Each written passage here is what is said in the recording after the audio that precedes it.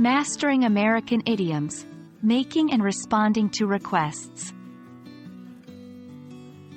Hello everyone, and welcome back to our series on American English idiomatic expressions.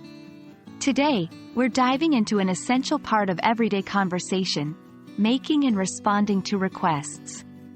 Whether you're asking someone to pass the salt at dinner or asking for a favor from a colleague, knowing how to make a request and respond appropriately is vital. Let's explore some common American English idioms related to this topic.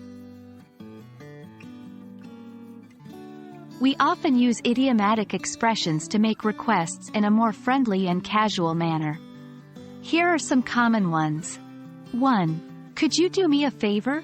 This is a polite way to ask for help. Example: could you do me a favor? I need someone to proofread this report. 2. Can you give me a hand with this? This idiom means to ask for assistance with a task.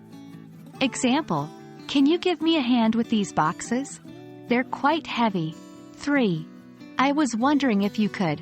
This is a polite and indirect way to ask for something. Example: I was wondering if you could let me borrow your notes from yesterday's lecture. Just as important as knowing how to ask is understanding how to respond to these requests. Here are some idioms that you can use. 1. Sure, no problem. This is a positive response, indicating that you are willing to help. Example: could you do me a favor? Sure, no problem. 2. I'd be happy to. This is a polite way of saying that you're glad to assist. Example: can you give me a hand with this? I'd be happy to. 3.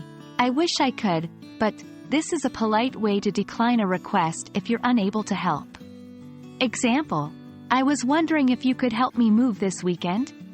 I wish I could, but I already have plans. To ensure you've got a good grasp of these idioms, let's try some practice exercises. Try to formulate your own sentences using the idiomatic expressions we've learned today. And remember, practice makes perfect. And that's a wrap for today's video on making and responding to requests in American English.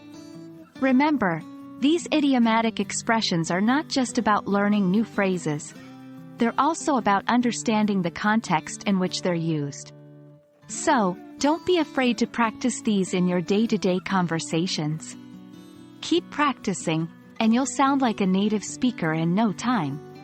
Thanks for watching, and I look forward to seeing you in our next video.